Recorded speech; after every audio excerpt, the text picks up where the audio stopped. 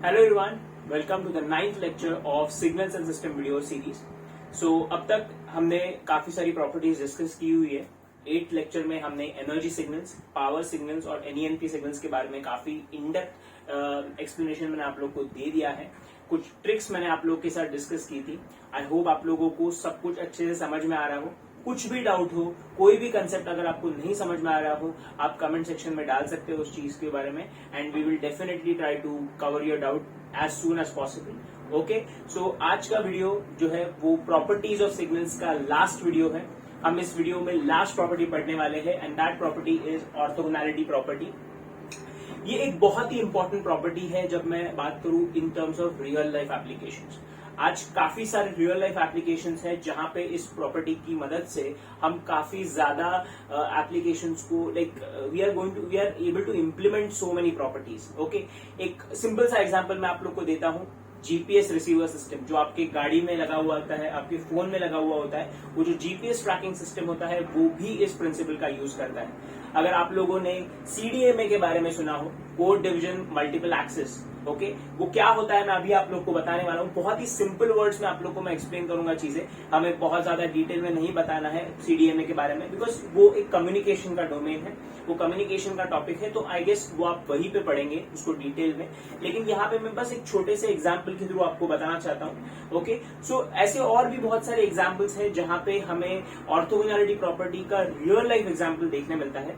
Gate की बात करूं तो इसके ऊपर एक हाथ क्वेश्चन आ सकता है, मतलब ऐसा कोई गारंटी नहीं है कि हर साल इसके ऊपर क्वेश्चन बनेगा, लेकिन बहुत कम टाइम इस चीज के ऊपर हमने देखा है कि क्वेश्चंस आए हुए हैं पास्ट ईयर्स में। ओके, सो इसी एक वीडियो में हमें इस चीज को कंप्लीट करना है। Okay, with real life examples, with gate related formulas, everything. So it's a full package. एक वीडियो में काफी कुछ आपको सीखने को मिलेगा। ओके, सो आई होप आप लोग एक्साइटेड है उस चीज के लिए। Okay, but before we start एक positive thought, stay patient and trust your journey.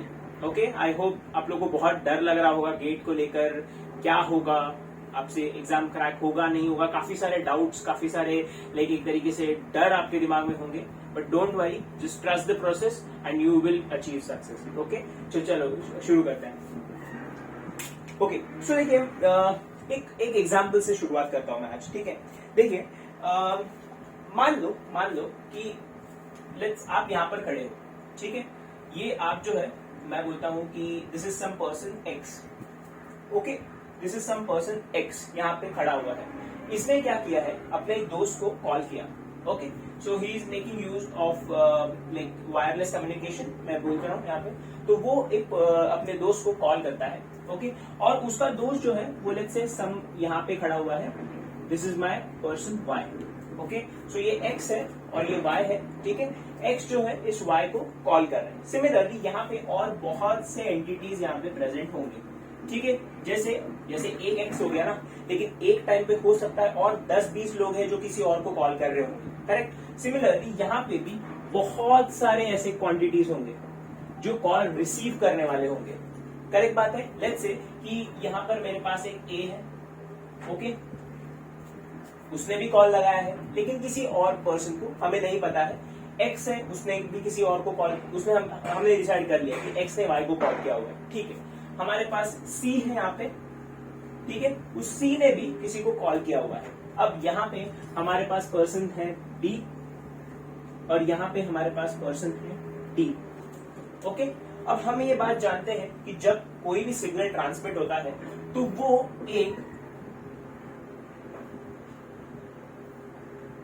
Base station पे जाकर, सबसे पहले बेस स्टेशन है, ठीक है, इस बेस स्टेशन पर जाता है और वहां से एक तरीके से आप लोगों ने ये वर्ड सुना होगा, रिपीटर्स।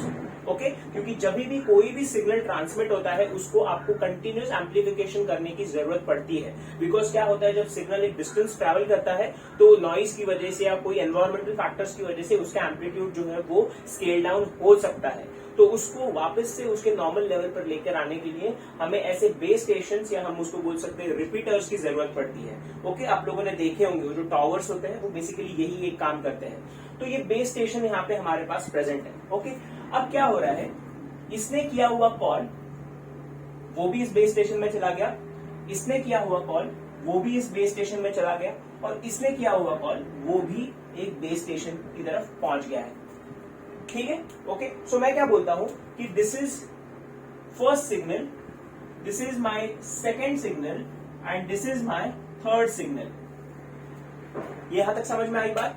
तो क्या हुआ, 3 लोगों ने कॉल किया किसी रैंडम लोगों को जिनके बारे में हमें इंफॉर्मेशन नहीं पता है। ये जो बेस स्टेशन है उसको भी नहीं पता है कि इन तीनों ने किसको कॉल किया हुआ है। मतलब ऐसा हो सकता है कि ए ने वाई को किया हो, या हो सकता है कि ए ने बी को किया हो या डी को किया हो, किसी को भी किया होगा, हमें उसके बारे में जानकारी नहीं है। ओके, सिमिलरली एक्स और सी के साथ भी वही केसेस है कि वी डोंट नो कि एग्जैक्टली वो लोग किसको कॉल कर रहे हैं। अब जस्ट इमेजिन बेस स्टेशन को आइडिया ही नहीं है ये कॉल किसको डाइवर्ट करने हैं। बात समझ में आ रही है तुम लोग को? तो अभी तुम लोग क्या सोचोगे कि इस बेस स्टेशन जो है ये कैसे डिसाइड करेगा, हाउ विल दिस डिसाइड कि ये जो आए हुए इनकमिंग सिग्नल्स है, ये जो आए हुए इनकमिंग सिग्नल्स जो है इनको कहां पर रूट करना है। बराबर, मतलब जो ए ने किया हुआ कॉल है वो किसको डाइवर्ट करना है, ये आइडिया है क्या इस बेस स्टेशन को? नहीं पता है। फिर क्या करे? देखिए, फिर यहां पर क्या होता है, जो बेस स्टेशन होता है ना वो एक कॉम्पोजिट सिग्नल पास करता है तीनों को। ठीक है, ये जो है वो एक कॉम्पोजिट सिग्नल पास करता है तुम्हारे तीनों रिसीवर्स को। करेक्ट बात है। अब कॉम्पोजिट का मीनिंग क्या है? कॉम्पोजिट सिग्नल मतलब इन तीनों सिग्नल्स का एडिशन। ओके, तो ये जो सिग्नल है ना, ये 1, 2 और 3, ये तीनों सिग्नल्स का कॉम्बिनेशन है। मैं एडिशन नहीं बोलूंगा इस चीज को, ये तीनों सिग्नल्स का कॉम्बिनेशन है। ओके, अब क्या होता है, इस बी के पास, इस बी का अपना एक कोड होता है, कोड 1, इसका अपना एक कोड होता है कोड 2, और इसका अपना एक कोड होता है कोड 3। करेक्ट। और अब उन कोड्स के हिसाब से जो भी कॉल इसके लिए है, बी के लिए जो भी कॉल, मतलब मैं मान लेता हूं कि सी ने बी को कॉल किया था, करेक्ट, तो वो सिग्नल अब जाकर बी से कनेक्ट हो जाएगा। समझ में आई बात? तो अब ये जो सिग्नल है वो जाकर बी से कनेक्ट हो जाएगा। ठीक है, तो अब सी का सिग्नल जो है वो बी से कनेक्ट हो जाएगा और बाकी के सिग्नल्स जो है वो हो जाएंगे रिजेक्ट। जो ए और एक्स से आए हुए सिग्नल्स है वो हो जाएंगे रिजेक्ट, और जो सी ने किया हुआ कॉल है वो अब बी को पहुंच जाएगा। ठीक है, अभी हमने यहाँ पे code, combined signals, composite signals, ऐसे काफी सारे वर्ड्स का यूज किया है, बट अब इसके पीछे का जरा लॉजिक समझते हैं। ओके, देखो, इसके पीछे लॉजिक होता है ऑर्थोगोनैलिटी का। कैसे? अब ध्यान देना इस चीज को। देखो, मान लो मैं यहां पर एक सिग्नल बनाता हूं आप लोग के लिए। अब आप लोग बताएंगे कि आप लोग को इसमें से कुछ आइडेंटिफाई करना हो रहा है या नहीं। देखो, ये एक वेव है, करेक्ट है, ये एक वेव है मेरे पास, करेक्ट। मैं मान लेता हूं ये मेरा ए ने भेजा हुआ सिग्नल है, ये है ए का सिग्नल। ओके, अब कंसिडर करो इस सिग्नल को।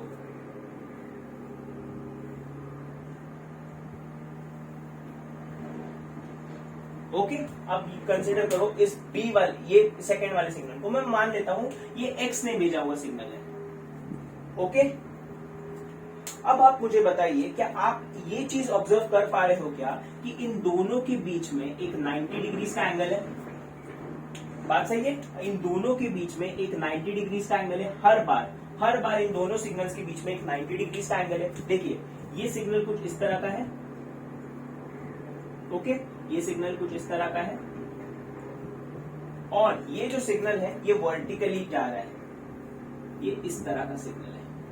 ठीक है, ये देखो, ये कैसा सिग्नल है? देखिए, ये कुछ इस तरह का सिग्नल है।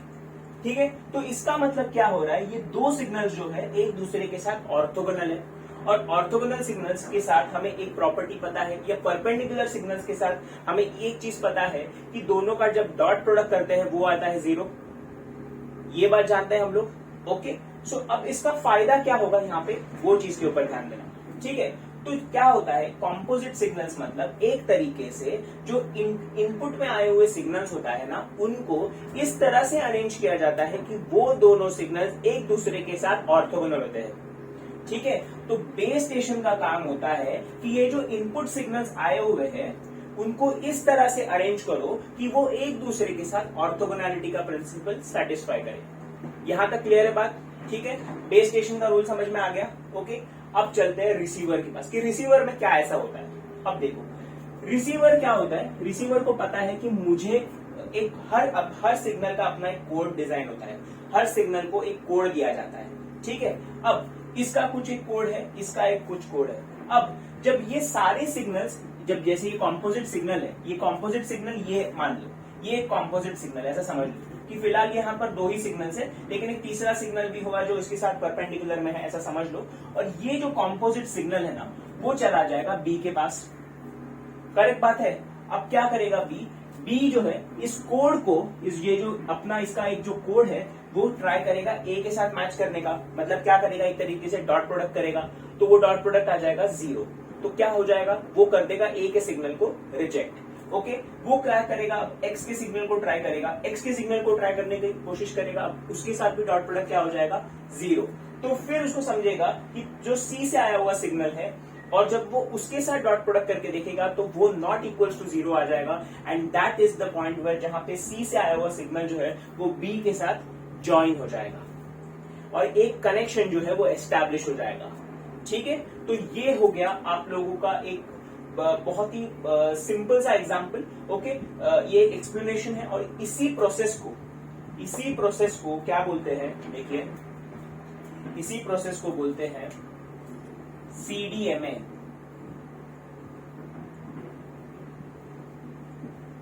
ठीक है, इसी प्रोसेस को बोलते हैं CDMA। ठीक है, तो अभी code division multiple access, CDMA का फुल फॉर्म है कोड डिवीजन मल्टीपल एक्सेस। ये कोड्स जो यूज हो रहे हैं यहाँ पे, ऑर्थोगोनैलिटी का प्रिंसिपल यहाँ पर यूज होता है और उन कोड्स की मदद से आप उन दो सिग्नल्स का डॉट प्रोडक्ट कर देखते हो और फिर आपको समझ में आता है कि अगर डॉट प्रोडक्ट 0 आ रहा है, इसका मतलब वो जो सिग्नल है वो उस रिसीवर के लिए नहीं है। ठीक है, और उसकी मदद से आप एक करेक्ट ट्रांसमीटर को एक करेक्ट रिसीवर के साथ पहुंचा सकते हो। ठीक है, तो ये है वन ऑफ द एग्जांपल्स जहां पे ऑर्थोगोनैलिटी प्रिंसिपल का यूज होता है। सिमिलरली और भी एग्जांपल्स है, जैसे मैंने बताया आपको जीपीएस का आपका रिसीवर सिस्टम है, वो भी कुछ इसी प्रिंसिपल पे वर्क करता है।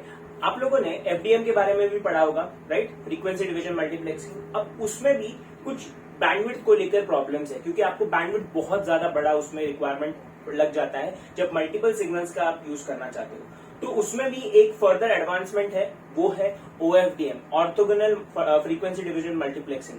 वो भी एक नया कंसेप्ट है जो बट आपको उस चीज को लेकर चिंता करने की जरूरत नहीं है। आप लोग अगर पढ़ना चाहो तो उसको अलग से पढ़ सकते हो, बट आपके वो गेट के सिलेबस में नहीं आता है।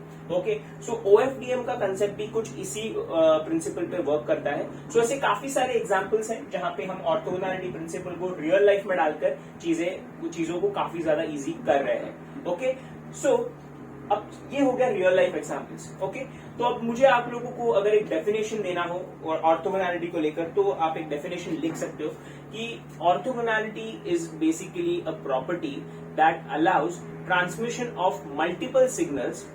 ओके, अब मैं वापस बताता हूं आप लोग को, orthogonality is a principal that allows the transmission of multiple signals through a communication channel with successful detection at the receiver. Okay, with successful detection at the receiver. Okay, क्योंकि successful detection कैसे, क्योंकि मैंने आपको बताया कि कैसे orthogonality का principal use करके आप सक्सेसफुली सिग्नल को डिटेक्ट कर सकते हो। ओके, तो ये आप प्रॉपर्टी लिख सकते हो। ओके, अब देखिए इसमें एक वर्ड मैं आप लोग को जैसे मैं आप लोग को बताता हूँ, एक वर्ड का आप मीनिंग जो है मुझे कमेंट बॉक्स में बताएंगे। Okay, correlation. ओके, कोई भी दो सिग्नल्स के बीच में कोरिलेशन का क्या कंसेप्ट होता है, मैं चाहता हूं कि आप लोग थोड़ा सा सर्च करें इसके बारे में। ठीक है, आप YouTube पे सर्च करिए या गूगल पे डाल के देखिए। मैं चाहता हूं कि कोरिलेशन के बारे में आप थोड़ी सी जानकारी लेकर आए और कमेंट सेक्शन में मुझे उसके बारे में बताएं कि कोरिलेशन क्या होता है। ओके, ये भी चीज आप कम्युनिकेशन में पढ़ने वाले हो, बट मैं चाहता हूं कि आप लोग थोड़ा सा इसके बारे में आइडिया अभी डेवलप करें, तो आप लोग के लिए इस कंसेप्ट को समझना थोड़ा और इजी हो जाएगा। ओके, कोरिलेशन के बारे में थोड़ा आप पढ़ के आइए। ओके, छोटा सा ही नहीं है, छोटा सा कंसेप्ट है, कुछ ज्यादा बड़ी बात नहीं है, जिस थोड़ा सा देख लेंगे तो आपको बहुत फायदा होगा।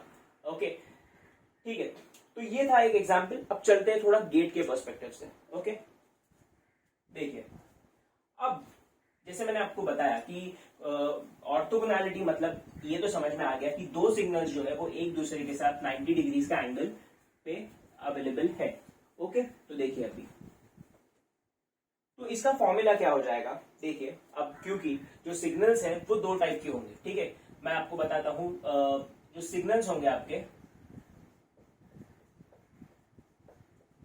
ठीक है, वो आइदर पीरियोडिक होंगे या नॉन पीरियोडिक होंगे, बराबर। तो ये पीरियोडिक के लिए मैं बता देता हूं आपको, this is periodic and this is non periodic.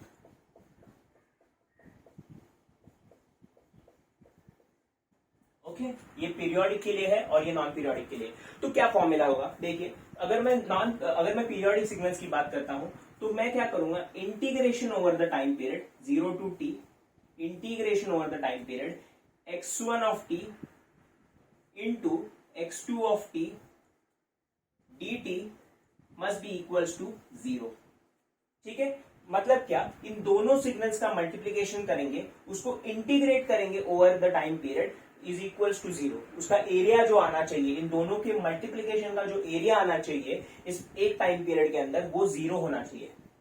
ठीक है, इसका मतलब क्या कि जो दोनों सिग्नल्स है मेरे पास अवेलेबल, उनके बीच में कोई भी चीज कॉमन नहीं होनी चाहिए, कोई भी कॉमन पार्ट नहीं होना चाहिए। और ये तभी पॉसिबल है जब वो दोनों सिग्नल्स जो है वो ऑर्थोगोनल हो।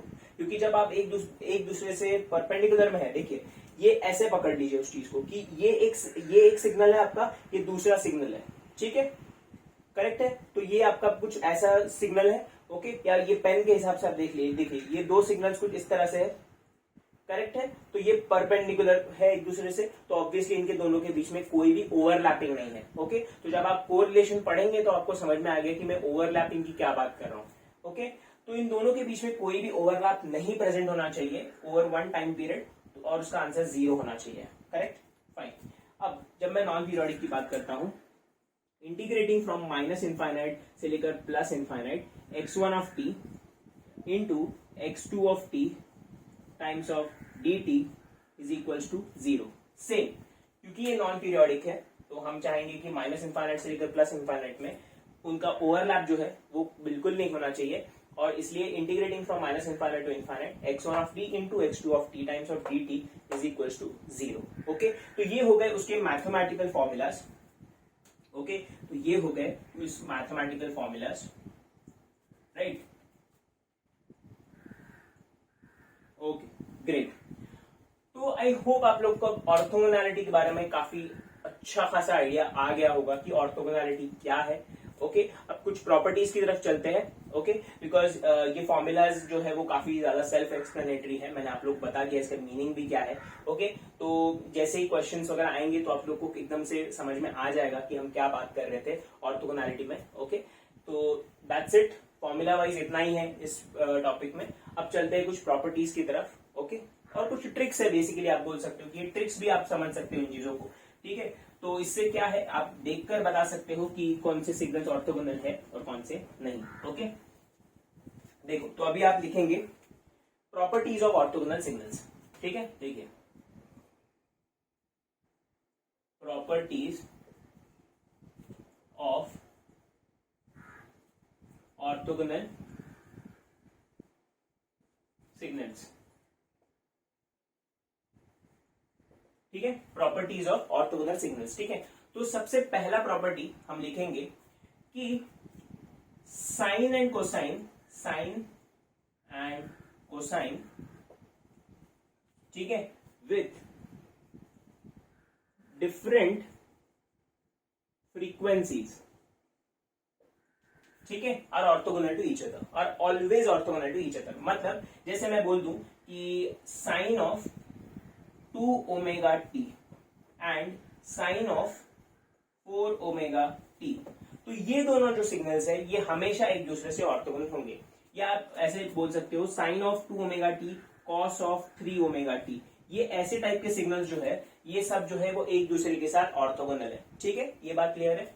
Next point, sine and DC are always orthogonal. ठीक है, इसका क्या मीनिंग है कि integration over the time period of a sine of omega t dt is always going to be 0। ठीक है, बात क्लियर है। Integration over the time period आप बता सकते हो 2 पाई बाय ओमेगा के इसमें से। ओके, तो आपको टाइम पीरियड मिल जाएगा, तो और ये जब चीज करोगे तो आपको इसका आंसर आ जाएगा 0 के बराबर। ठीक है, एंड थर्ड प्रॉपर्टी मैं यहीं पर लिख रहा हूं। एक काम करते हैं, इस एग्जाम्पल्स को मैं हटा देता हूं और इसको ऊपर पुश करते थोड़ा सा। ठीक है, तो अच्छा ठीक है, मैं डायरेक्टली थर्ड पॉइंट लिख रहा हूं। ठीक है, सो देखिए लास्ट पॉइंट है, आप सेकेंड पॉइंट जो है वो लिख लेना वहां पे। लास्ट पॉइंट ये है कि अगर sine and cosine with same frequency and phase, ठीक है, sine and cosine with same frequency and phase. कैसे, देखो साइन है और कोसाइन है। देखो इसको मैं कुछ इस तरह से लिखता हूं, sine of 2 omega t plus 5। Okay, और मैं लिखता हूं यहां पे cos of 2 omega t plus 5। Okay, अब देखना ध्यान से इस चीज के, इन दोनों के बारे में कि फ्रीक्वेंसी सेम है, फेज सेम है। हाँ, अब दोनों के बीच में एंगल कितना है, मुझे बताइए, दोनों के बीच में एंगल कितना है? तो कितना है, 90 डिग्रीज का है। बराबर बात है, 90 डिग्री का एंगल है। इसका मतलब ऑर्थोगोनैलिटी फॉलो हो रही है दोनों सिग्नल्स के बीच में।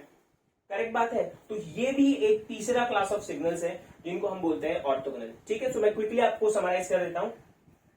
Sign and cosine with different frequencies, ये first point. Sine and a DC wave are also orthogonal pair, and sine and cosine with same frequency and phase are also orthogonal to each other. ठीक है, यहां तक clear है बात? Okay, ठीक, तो बस यही था सब कुछ अबाउट ऑर्थोगोनल सिग्नल्स। बहुत ही छोटा टॉपिक है अगर मैं गेट की बात करूं। ठीक है, एक लास्ट 1-2 पॉइंट बचे हुए मैं बताता हूं उसके बारे में भी। ठीक है, अब देखिए नेक्स्ट चीज जो है वो बात करते हैं कि इसके बारे में मैंने आप लोग को थोड़ा पहले भी बताया हुआ है लास्ट लेक्चर में ही, पावर सिग्नल्स के बारे में, कि अगर कोई सिग्नल है, मान लेते हैं ये मेरे पास x ऑफ t है, वो x1 of t plus x2 of t है। ओके, तो अगर x ऑफ t एक पावर सिग्नल है तो power is equals to p1 plus p2।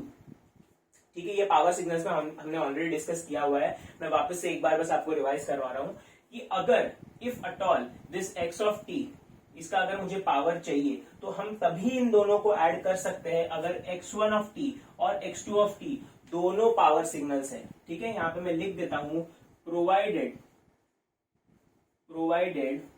Both are power signals. ठीक है, provided both are power signals. Similarly अगर दोनों एनर्जी सिग्नल्स हैं, ओके, तो इसमें पावर की जगह पे हम एनर्जी के बारे में लिखेंगे E is equals to E1 plus E2। Correct, provided both are energy signals, यहां पे लिखेंगे हम सब energy signal. Okay, that's it, बस इतना ही था ऑर्थोगोनैलिटी के बारे में। ओके, आई होप आप लोग को समझ में आया हो। जो एग्जाम्पल मैंने आप लोग से पहले डिस्कस किया वो भी आपको क्लियर हो गया हो, और कुछ बेसिक फॉर्मूलाज है, बस 2 ही फॉर्मूलाज है इसमें, एंड कुछ 3 प्रॉपर्टीज है जो आई एम श्योर कि बहुत ही इजी पार्ट होगा आपके लिए समझना। ओके, एंड इसके ऊपर कोई भी क्वेश्चन आता है आप आराम से इस चीज को कर पाओगे। Okay, so all the best, keep studying and we'll see you in the next video. Thank you.